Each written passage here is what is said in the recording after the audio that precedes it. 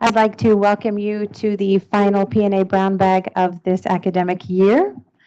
Our topic today is Let's Not Call It Networking, Building Professional Relationships, and we have three wonderful panelists today.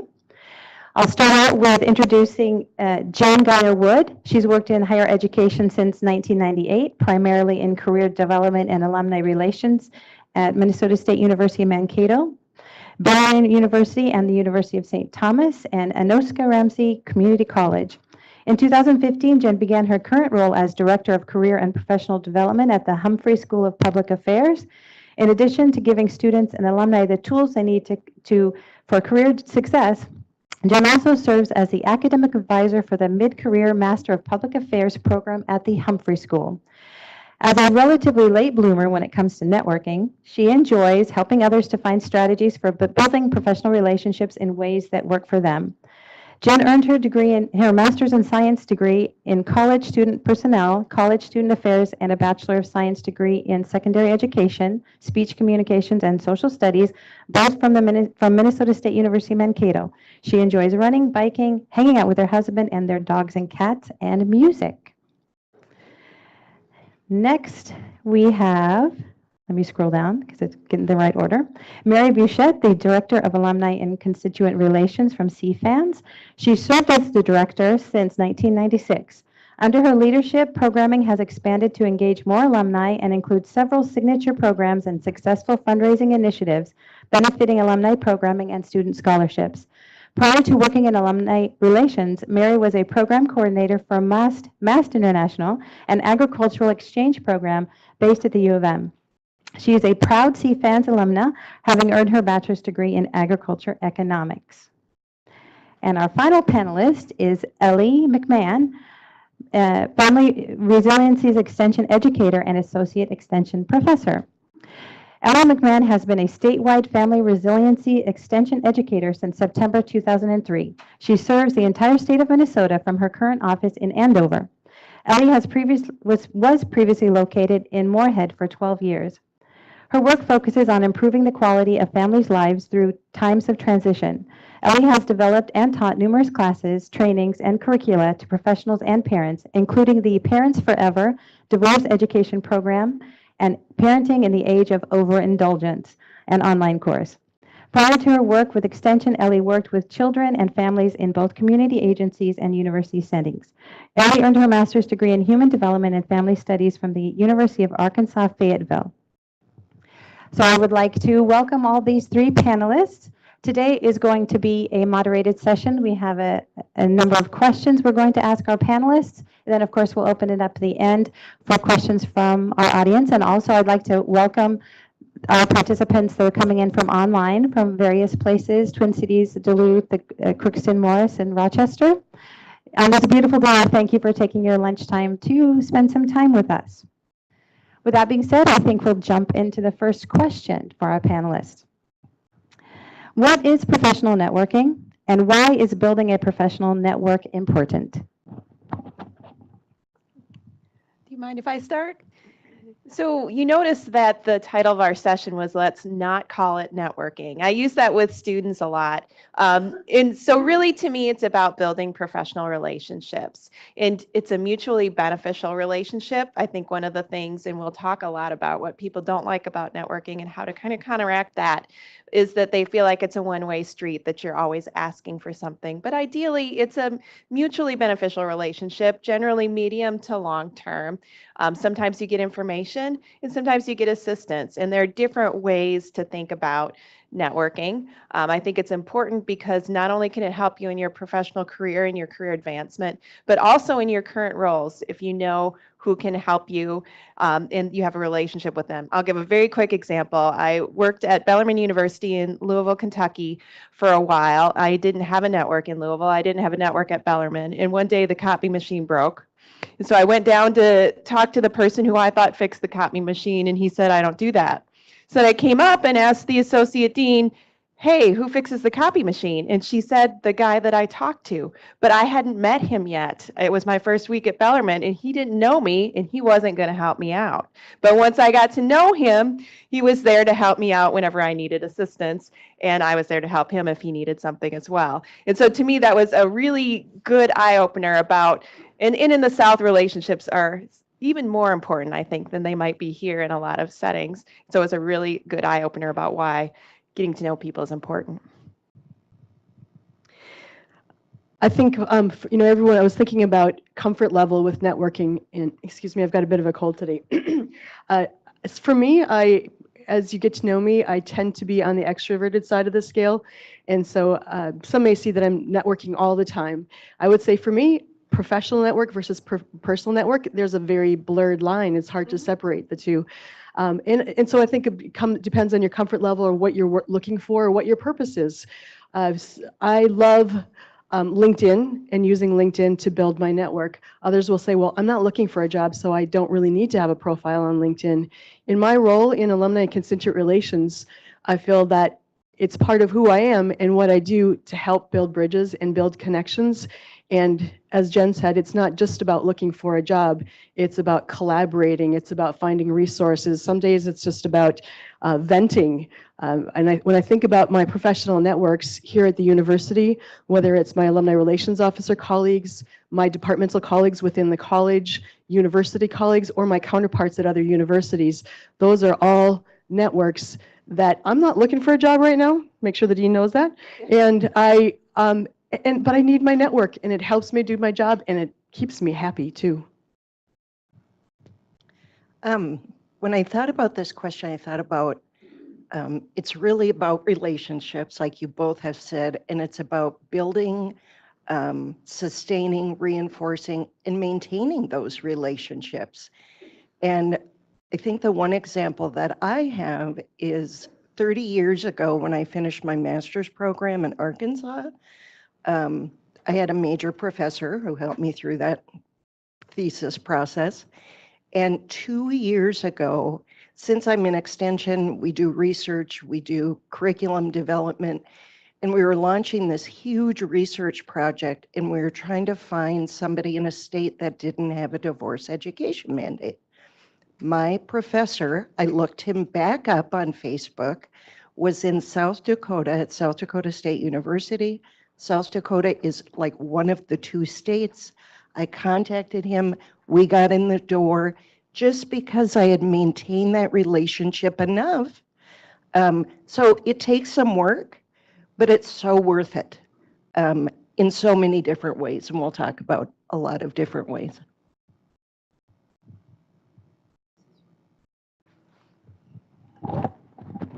Wonderful. On to the next question. What are some different ways to build professional relationships?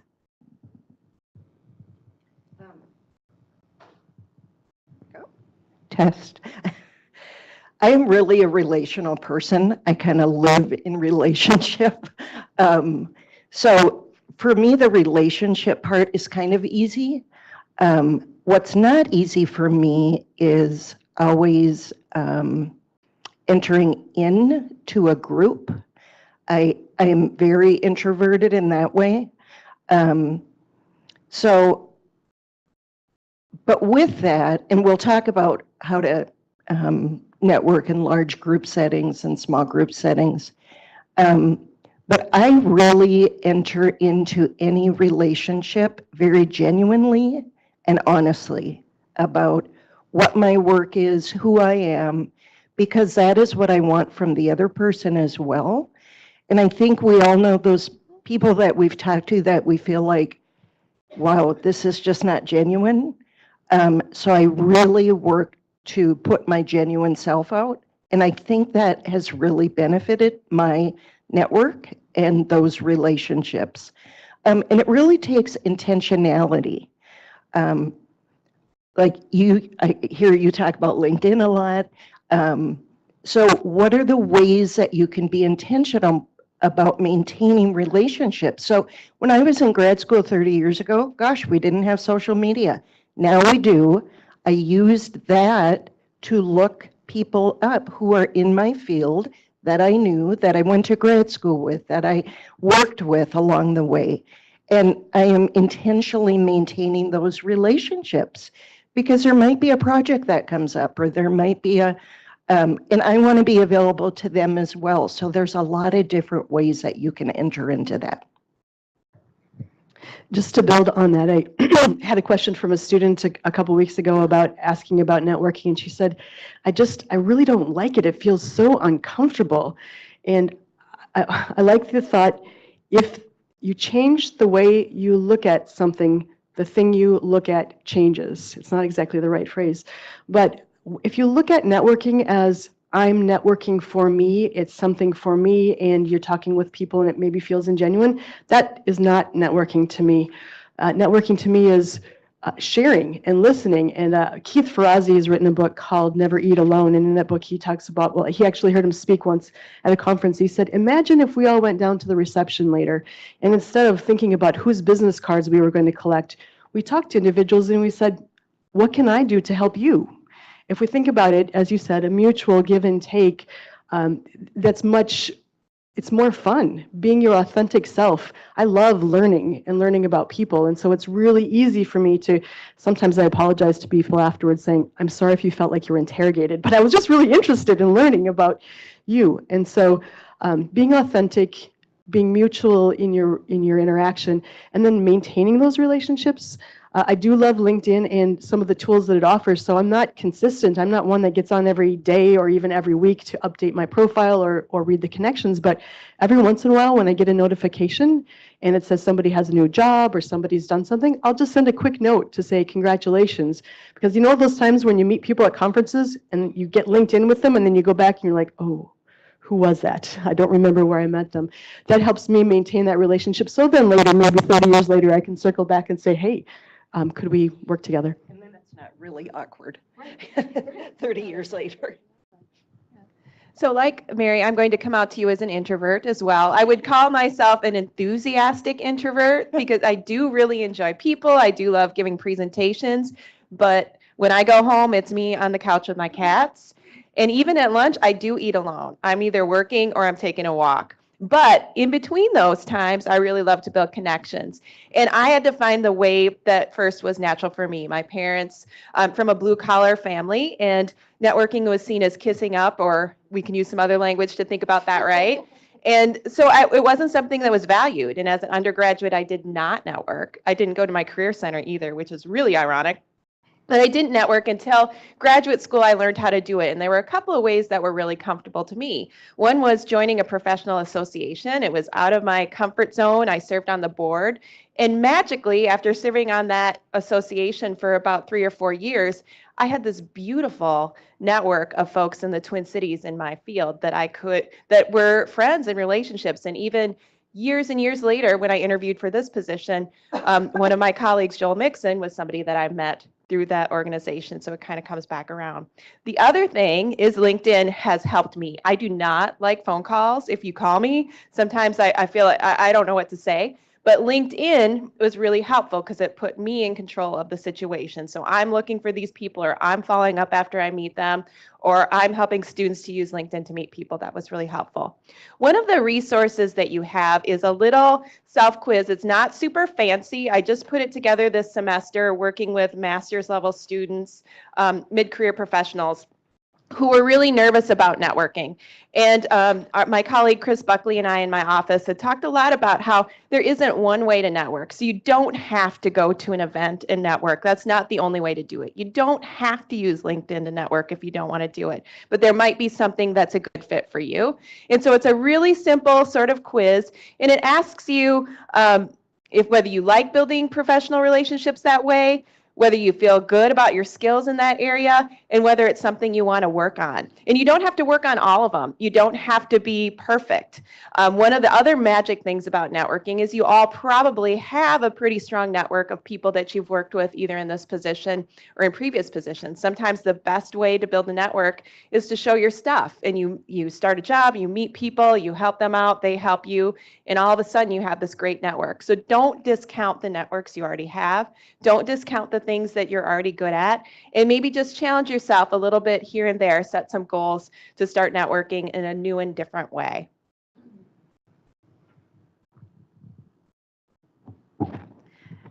Great. I know that sometimes I really appreciate the distinction between introverts and extroverts, and I know a lot of us are comfortable one-on-one and in small groups. The next question is, what is the best way to work to do large group networking, which I think all of us get the sweaty palms when we have to do that. I will start because I get sweaty palms.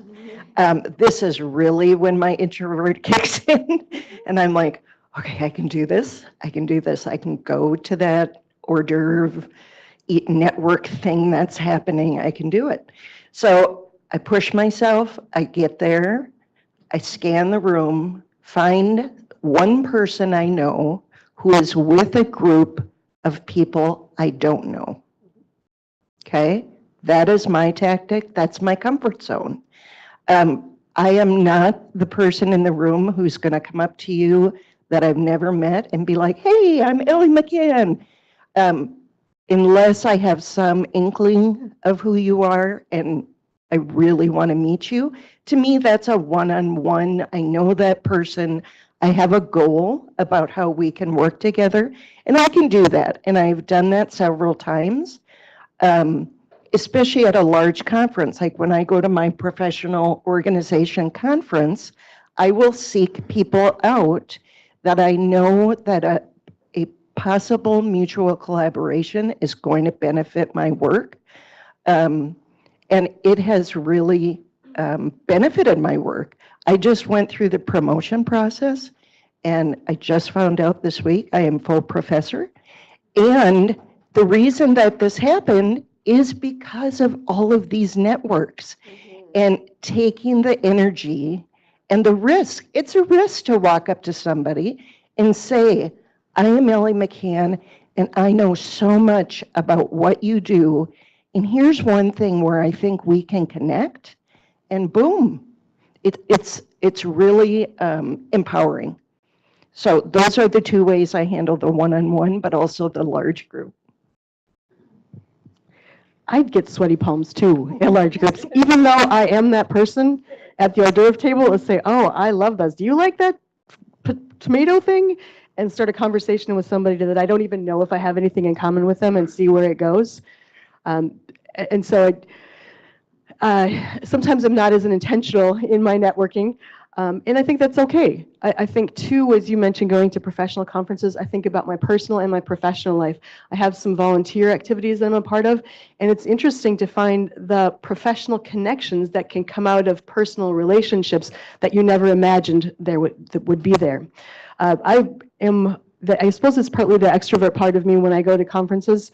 I think my colleagues think, wow, don't you like me anymore? But I do not sit with people that I know either. I try to just get to know more people, and I'm not looking to have the biggest LinkedIn network. That's not my goal, or the biggest Rolodex of business cards. It's just interesting to meet people, and it's part of lifelong learning, I guess, in some ways for me, getting to know more people and what they're doing, and then finding that connection.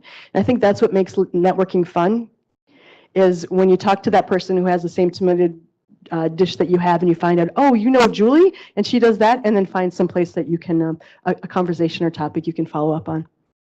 Good stuff. Really good tips from both of you. So one thing to think about, I have a lot of tips that I share with students and with alumni about networking in groups. It's not my favorite thing either.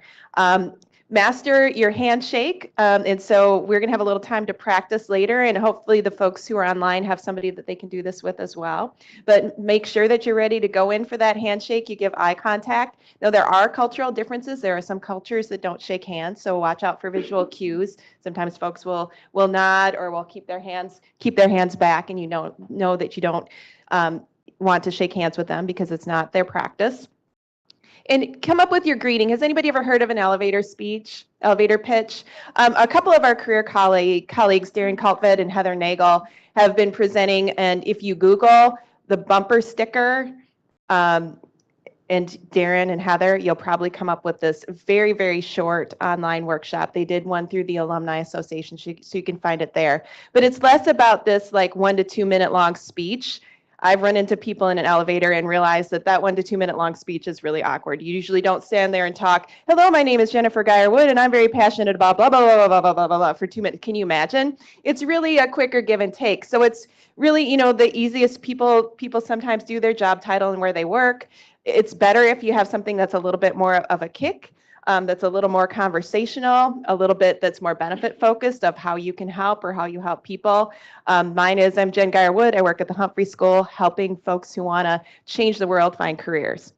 Pretty easy, pretty quick. And when you think about it, a conversation is about a give and take and not about you giving a speech, right? So that's one thing. Breaking into conversations, you heard that our 2 other panelists had different sorts of strategies for that. Sometimes I look for the person who's standing there alone because they're probably waiting for somebody to talk to them. At times I've broken into a group and just kind of had assertive yet polite body language and look for an opening, wait for some eye contact, quickly introduce myself, and then say, please continue talking. This is a really interesting conversation. That works. My other favorite tips are if you have a buddy system is great. Now, not that you're going to go around this event with this buddy and hang on to them like they're your lifeboat, but you can watch out for each other. So if one of our panelists meets somebody that I might be interested in talking to, they might wave me over and introduce me. Or if we might have a little signal, what's the worst thing about a networking event? Getting stuck talking to somebody who will not stop talking and they're not asking questions. It's not a give or take. They're just talking at you and you can't get away. So that little signal, whatever it is, might be very subtle. That could be helpful. Or, oh, I need to introduce somebody to my friend that came to this event with me, excuse me. Trying to get kind of out of that particular situation. And the one thing I really want to share with people, if everyone that we all talk with about networking, if everyone does this, it'll make networking at an event much easier. And that is be an empathetic networker. Keep your body language open a little bit, leave a little gap in your group, especially at these networking events, these professional events, these receptions, so that someone new can come in so that you can meet them. If you see somebody kind of lingering who looks a little bit scared or shy or they're afraid of interrupting, welcome them into the group. Introduce yourself. If we all just kind of thought about it that way, just think how much easier a networking event would be for everyone.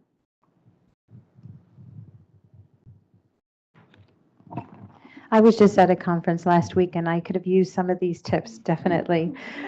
So what are some of the common obstacles that people face when they network or hang-ups that people might have, and how can they overcome them?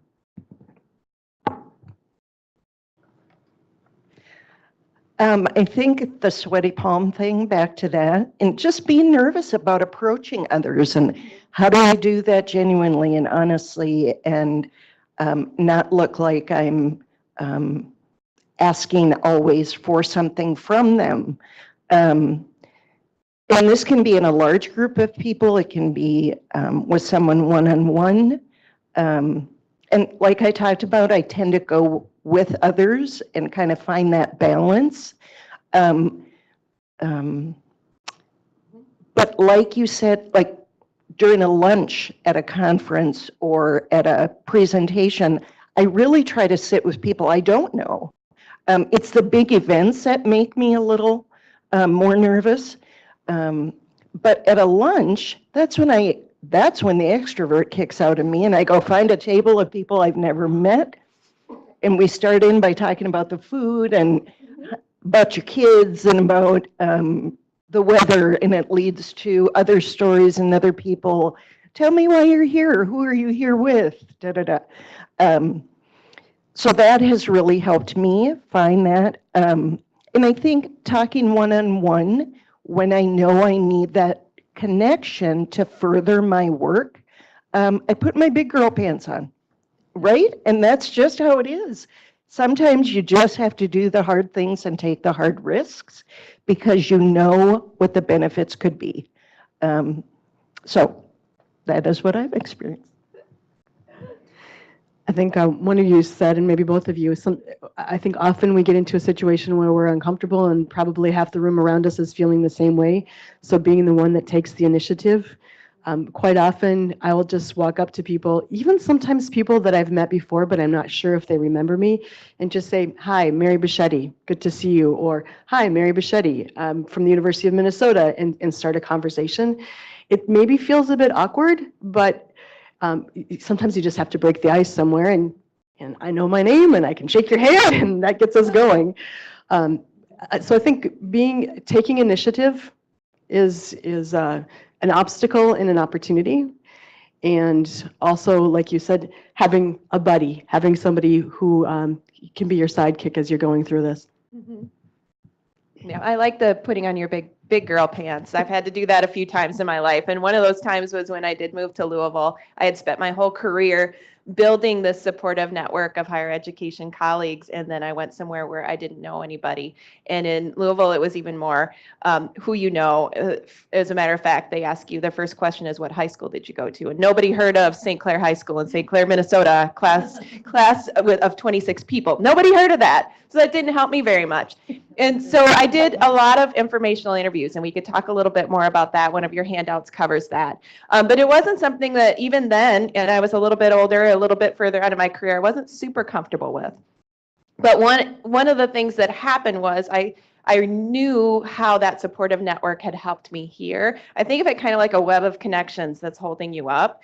And so I knew I had to do it. And so I really focused and I really did it. I had 40 networking meetings. I got one of the 2 director of career jobs in the whole city of Louisville. I got one of those. So it really, really worked for me. And so seeing some success, whether it's reaching out to somebody you don't know for help on a project or for an informational interview where you might learn about a different career, I think that can be really helpful. Another strategy is if you know somebody else or another couple of folks who are really intimidated by networking or who have some goals in the area of networking that they want to achieve and just haven't been able to do that, schedule time to meet for coffee with them or to have lunch with them once a month and set goals. I think that's when I work with students and alumni who are really struggling with it. What we do is, okay, tell me, what are you going to do? Are you going to reach out to 5 people on LinkedIn? Are you going to set up one meeting? And then I email them 2 weeks later and say, okay, you said you were going to do this. Did you do this? And hopefully I hear from them and they say they did and they don't feel embarrassed to not respond back to me. But it can be really helpful because all of us have said, a lot of us have some hangups about networking and it's important to get through them. And if you have a buddy, that can help. I just want to add on to the informational interview thought. How many of you have done an informational interview? They're in the room here. Oh my God, you're awesome. That's fantastic. I've been part of them. I haven't done as many as I would like to. And I think after today, I'm going to set a goal to do a few. But I have had some examples of students looking at the alumni relations career and reaching out to meeting with a colleague. I tell you, colleagues, when somebody refers somebody to me, they say, well, Ann said that I should meet you. I think, oh, well, if Ann thinks that this is a good person to talk to, I'd be glad to take the time to visit with them. And you may feel like an informational interview is an inconvenience, but actually I found it's really helpful and interesting for me as the person that's being interviewed to think about, well, why do I think this way? How did I get here? And so it can be truly mutually beneficial. Is it the 20-minute networking meeting? Is a book that I think is very interesting as well. It gives you some guidance on making sure that and it's probably in your tips here about being prepared for an informational interview.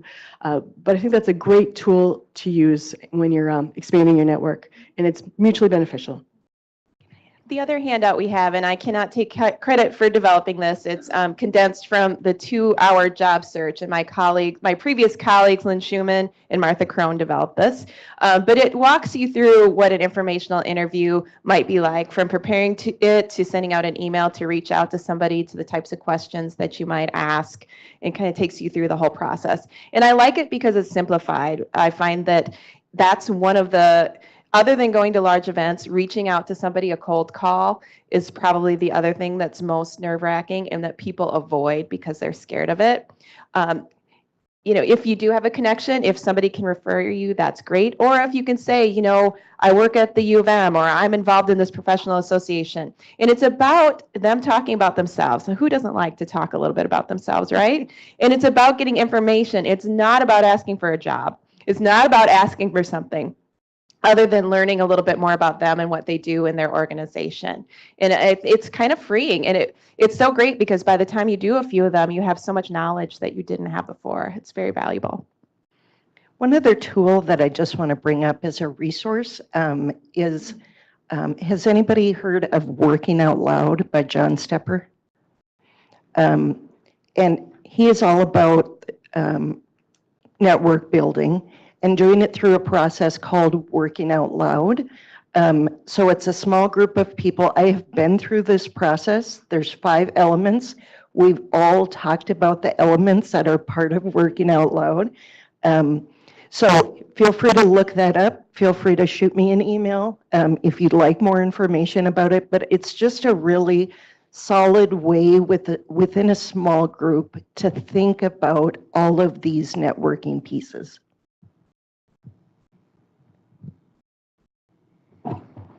Wonderful, wonderful suggestions. Now, let's say we've gone to this conference and we've made these initial contacts. We've been brave and overcome our hangups. So then, what is the best way for us to follow up? What do we do after the event?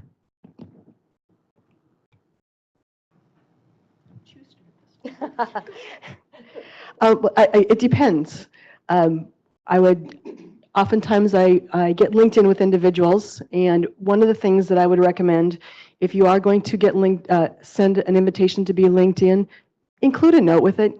I have so many requests to be linked, and if I don't know them or I don't know why they've reached out to them, they're ignored. I can't get rid of them because I'm thinking, oh my gosh, should I know where this is? So they're still there, but it really helps if I know why. Follow up with an email and remind them why you met them or what you might talk about in the future. If it's somebody that you really want to meet, propose that you get together for coffee. I would say that following up is challenging, it's hard work, and unfortunately, sometimes when people reach out to me, you know how when your emails get below the line and you don't see them anymore and you kind of forget about them? That happens to me way too often. So I really appreciate people that I've met that want to connect when they circle back and say, hey, just check in again if you had time for that. And it's like, oh, I'm sorry. Yes, of course I would like to meet you. So don't hesitate, at least with me and with others, to perhaps circle back and just remind them that, that you wanted to connect with them. That's a really, really good point. And it's something that sometimes I feel like students struggle with as they reach out to somebody once and they don't hear back and they think it's either something that the student did, they themselves did, or that person is a jerk. And I have had this happen, and there is one that I've been thinking about this whole time, and one of my colleagues has sent me somebody that I should do an informational interview with me, and I haven't responded to her yet, but it just happens because of the cycles of our work. And so don't feel bad about that. Just reach out again and say, I want, just exactly what you said. I'm wondering if we might be able to do this. And know that you don't have to reach out and connect back with every single person you meet at an event. I did a lot of Chamber of Commerce sorts of things in Louisville when I was there because I was trying to meet people. And 9 times out of 10, it was not somebody that I needed to follow up with, nor did they need to follow up with me. But that one time, I made sure to connect with them on LinkedIn. I made sure to follow up with an email. I made sure to try to meet them. And then use LinkedIn or use some other sort of tool to remind yourself to connect with those people that you really want to build a relationship. And that's the hard part. It is okay if you lose contact with somebody for a year or two and you want to reach out. I wouldn't have that first reach out be a big ask. Like, hey, I need a job. Can you hire me in your organization? I wouldn't have it be that. But, oh, I was just thinking about you. We haven't chatted for a long time. I really appreciated when you gave me that advice about blah, blah, blah. And then they're going to feel good. They're going to feel flattered. And you've just kind of established that sort of relationship. If it's somebody you do an informational interview with or somebody who does something especially nice for you, a thank you email or a thank you note. Somebody just gave me a thank you note today and it made my day. That could really help you to stand out and can help them to want to continue that relationship with you. A couple of years ago, I was at a large networking event, and that evening, I got probably 4 emails from people who I had met. Mm-hmm. That had never happened to me before. And it has so resonated with me that is kind of my new networking goal when I am at an event, because that really, really was impressive to me. And I made sure to reach out and reply to those people right away because it just really stuck with me. So that's kind of my new goal. But like you said, you don't have to respond to everybody. The other trick that I've taught myself is I am so bad with names. So when I get somebody's business card, I write myself a clue on the back of what I want to connect with them about, so that when I get back to my office with my stack of business cards, I put it by my computer. Those don't get put away until I've responded, and I have a little message to myself about why. Otherwise, the name means nothing, so I have to have that connection, and that just helps me dig deeper into what we wanted to talk about. So I think the sooner the better, and I love the tip about if I don't get a response, follow up a week or two later. And then you've set this foundation for a relationship to where, like you said, 2 years later, you can connect and say, gosh, remember when we were at this thing together and we discussed this?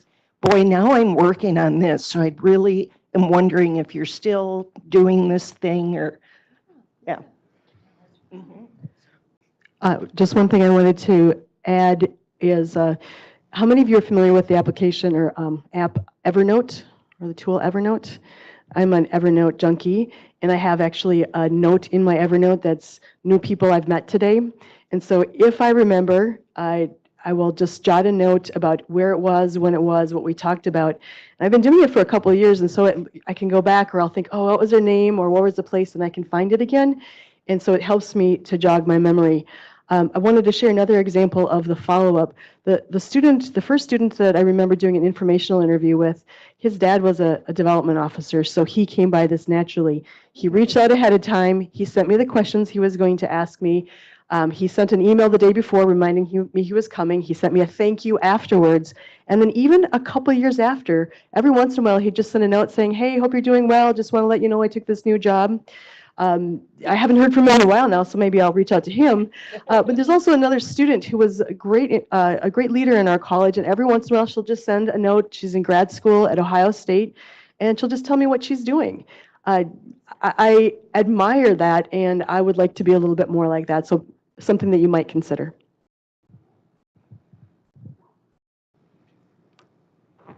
Now it is time for participation from the audience.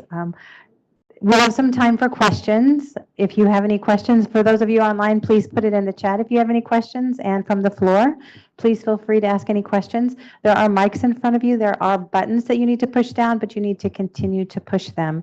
If you put your hand up, the mic will go off. So I will open it up to the floor.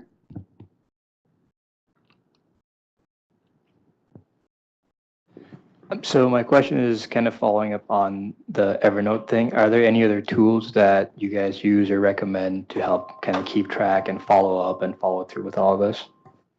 My latest one is Todoist. Who uses Todoist? Anybody here? My colleague Echo in CFANS and Britta got me onto this. The challenge is that I have now 170 things that are due today, and so it might be a little bit counterproductive, but what it does is it allows you to have remind you a task once a week, once a month. So with some of my networking or people, constituents that I want to make sure I keep in touch with, I'll have it set up to remind me every 2 months, check in with so-and-so. And so it's a new thing. I've only been doing it for a couple of weeks, so I can't say that it's tried and true, but I'm testing it out. I go kind of old school techie, and that is two things. I use my Google Calendar, and we'll block off some time to follow up after a professional association meeting. And then I have every Friday afternoon, I have kind of a connections time where I follow up with students and alums and other folks that I want to check in with. And so I just put their name in that week's box and open it up that Friday afternoon and do it. And I also have a Google Doc where I just do similar to what Evernote is. I don't like to, I'm old, I can't see on my phone. I don't like to type on my phone. So I just take my notes and go to my desk the next day and take care of it.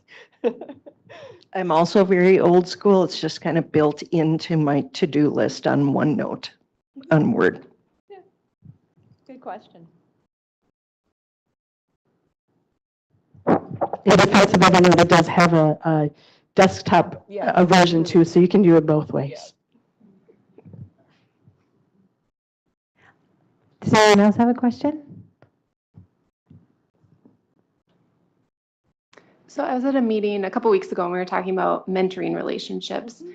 And one question was posed that I don't really feel like we got much resolution with, but if you were to seek out your own mentor and you don't have a specific agenda of tasks that you want to accomplish or goals, how would you recommend still making that connection? Awesome.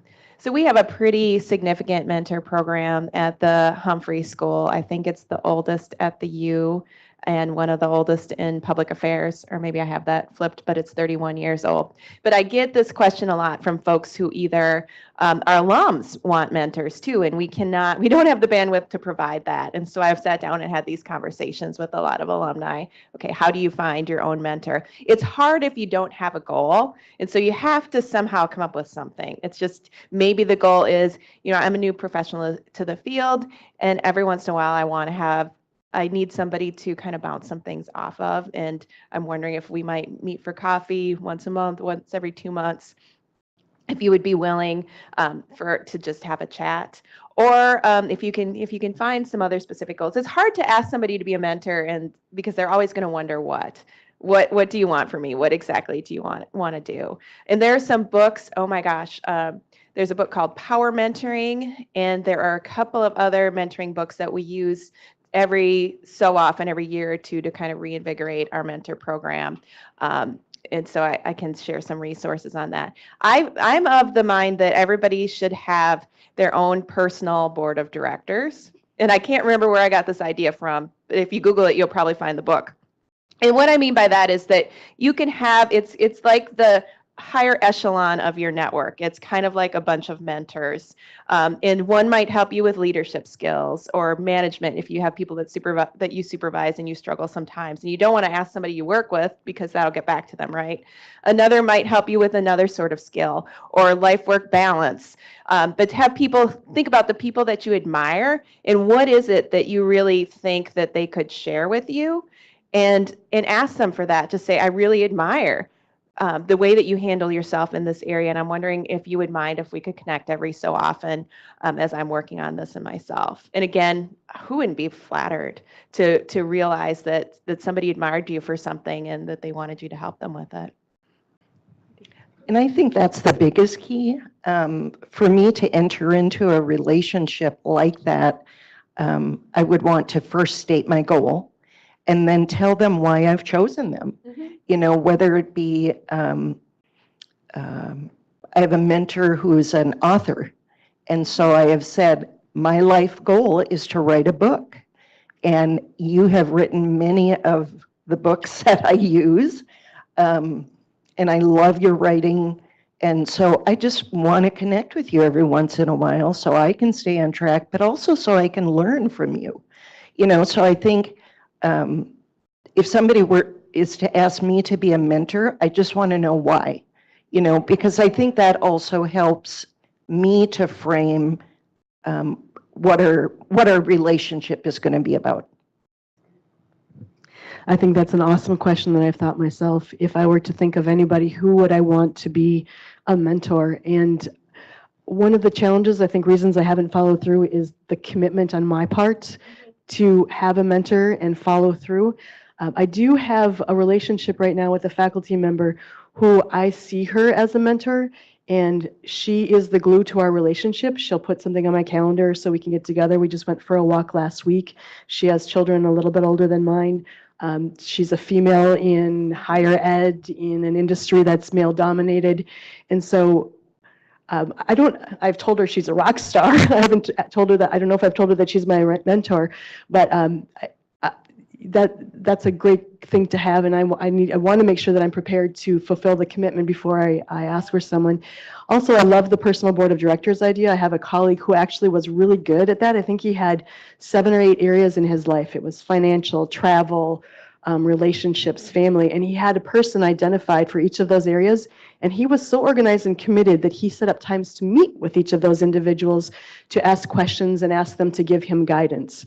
And so there's a lot of ideas that are coming out of this meeting that I'm going to want to try or get going again. Any other questions? Go ahead. Can you use the microphone? Do you have any tips for speed networking, please?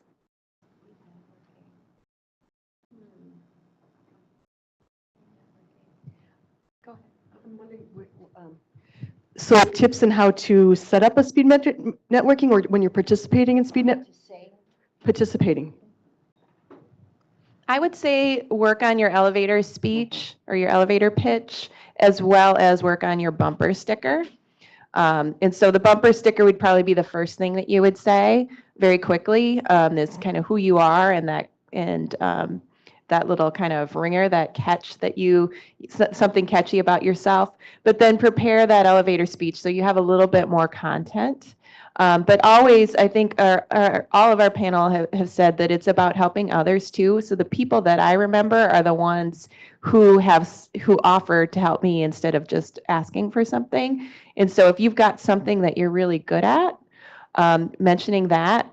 And also if there's just something really memorable, we had a student, I always use this example, she worked with bees. So she was a beekeeper. And that was something that she mentioned a lot when she was networking, because everybody remembered her as that bee woman, right?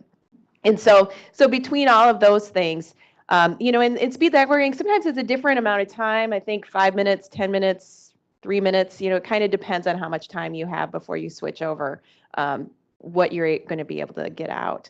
And of course, always asking questions is important.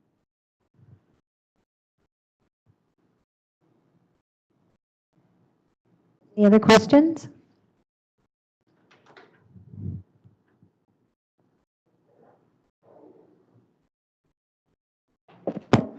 This is this is a general question, but can you comment about how you would share your network connections with someone else? So you're in a conversation with somebody. Are you reticent about just saying call so-and-so, or can you comment about that? I think something that I do, if in a conversation with somebody else comes to mind, I will say, gosh, I have a colleague who is working on that right now. Would you be all right if I connected you maybe via email first, and then you guys can meet that way and take it from there, So it might be a soft introduction like that. I think for me, it depends on the situation and the person I'm interacting with. Sometimes if my great LinkedIn reference, if there's somebody I think that might be interesting to them, I might forward a person's profile so they can take a look at it. I also want to be careful about sharing my network with people I know and trust. An example, yesterday there was a woman who graduated from NDSU and she's looking at coming to grad school here at the University of Minnesota. We had a fantastic conversation and I felt super comfortable with her and what she's planning to do, and wanting to connect her with 4 other women that are part of graduates of our college. So my plan is to do the email introduction for them sometime soon.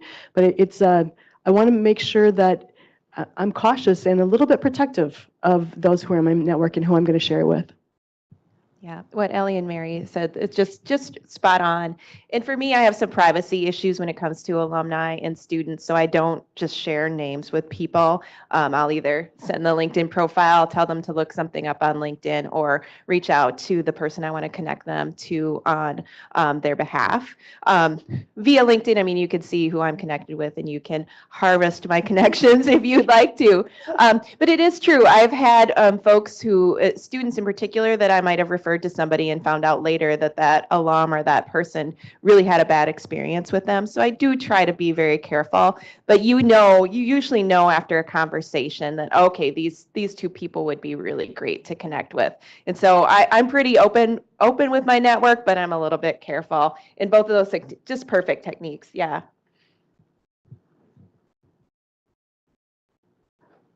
Any other questions? I have one. All of us, we go to conferences and we see some some presentation that was amazing, and then the speaker gets just the people flock to them with questions, and sometimes you can't reach the speaker and make those connections, and then you go on with the conference and you don't see those individuals anymore. But you have their contact information because they were a presenter. Any recommendations on how to make that connection? You know, that empathetic networking concept is really important. I teach my students this because we do panels like in Washington, D.C., and then they flock the speaker, and there'll be somebody who dominates their time, and there's this big line behind them. So the first thing is, when you do get a chance to talk to a speaker, just take a minute of their time and ask if you could follow up afterwards about the certain topic, to be kind to everybody else.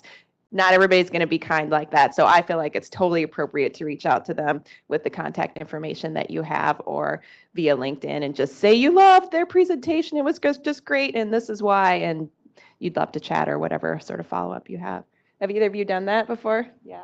I have. I have been that person with my sweaty palms.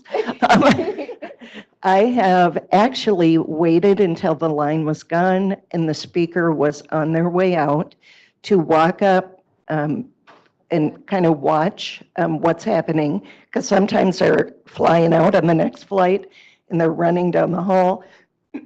So I made sure that she was taking her time, because I had a pretty big ask. And I knew I needed this window of opportunity. So I walked up to her and I said, will you be around for a little while? Can I connect with you? Because I'm working on this around your work. And she said, absolutely. So we walked together, talked a little bit. She said, email me, set up a time. Boom, I was in, and we had this huge working relationship. Another thing that I have done, excuse me, while at a conference, I kind of had a sudden, oh, I need to find this person. Well, what's beautiful about a professional conference, typically their emails, their phone numbers, how they want to be contacted during the conference is all listed. So I contacted this person and I said, it looks like you're going to be presenting at this time. Could we meet before or after your presentation? So watch, see what they're doing, schedule around them, and put yourself out there. And it's really been beneficial for me. That's really savvy. I just love that all three of us have different styles. Mary, you're really extroverted and just get out there. And Ellie, you're really thoughtful about what you do.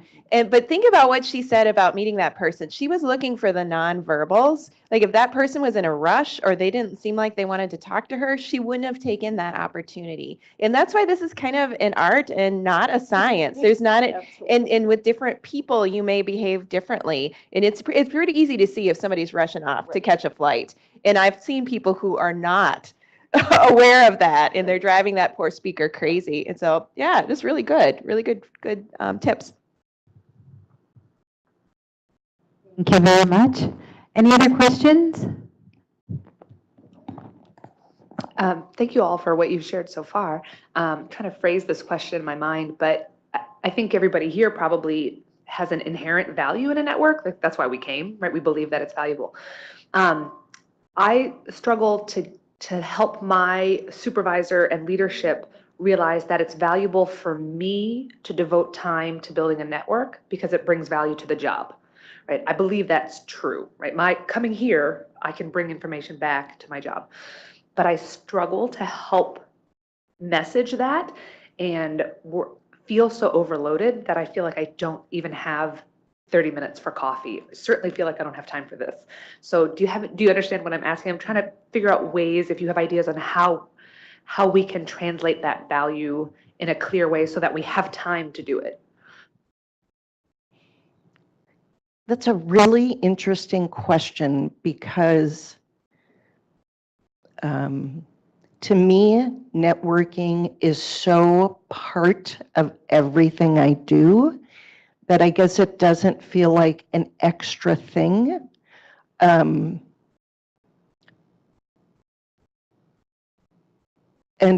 like you pointed out, I'm very strategic so that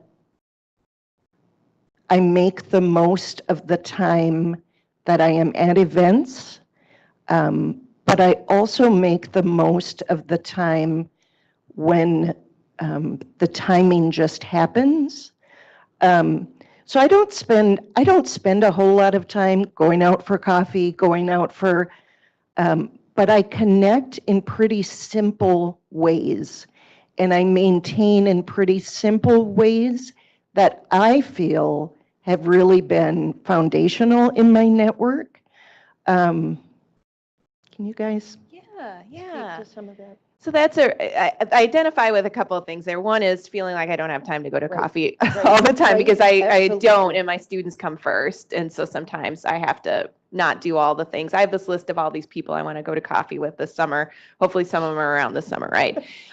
So what I would do is kind of analyze the supervisor's pain points or what it is that you think they might find valuable and try to, through some connection, either offering them a connection or bringing them back some information or something so that they can start to see the value in it, something that you wouldn't have been able to do or a problem you wouldn't have been able to solve if you didn't have this connection.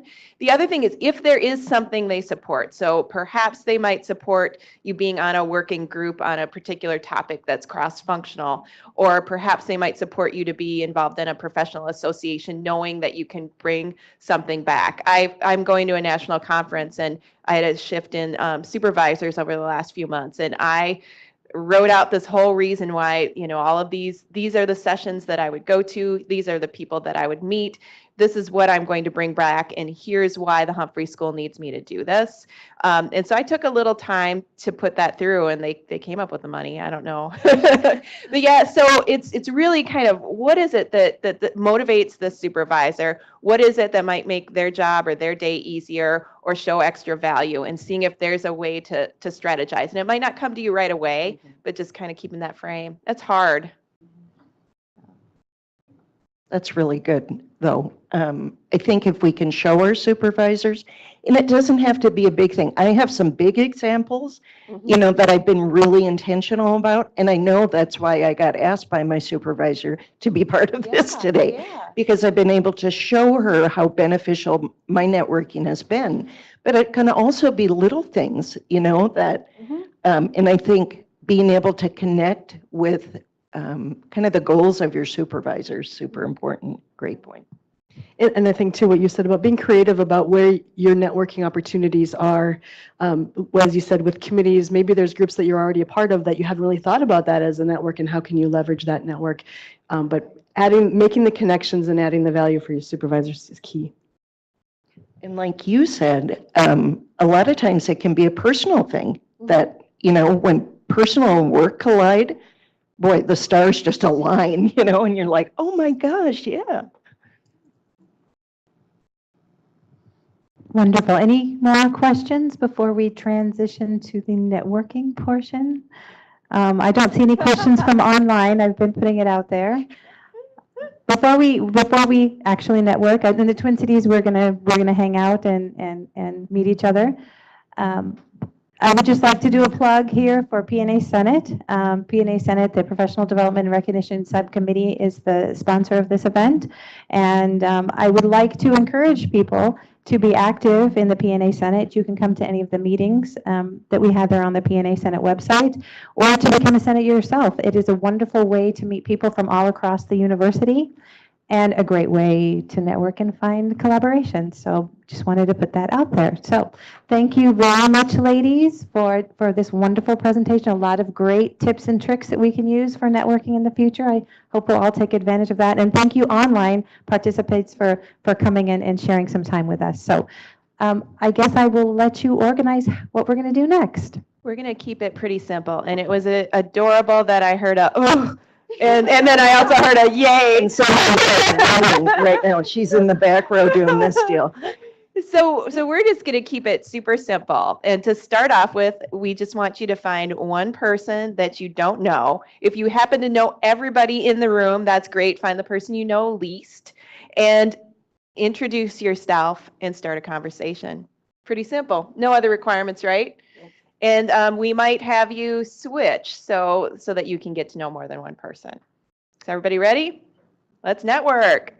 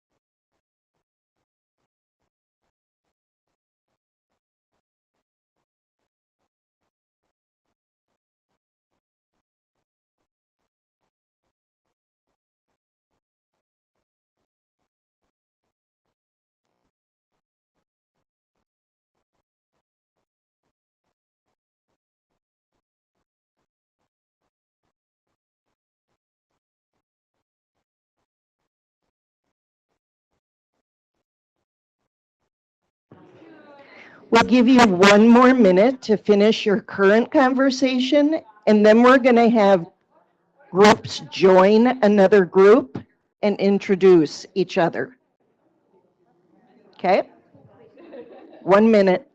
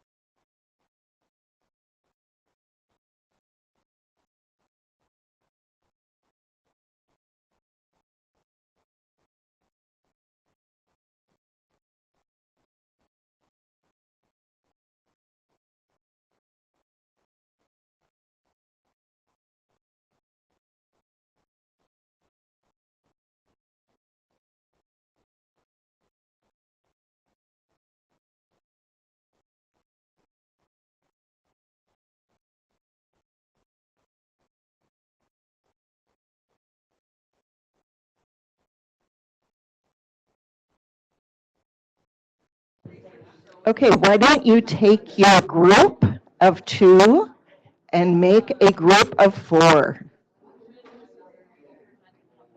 Go.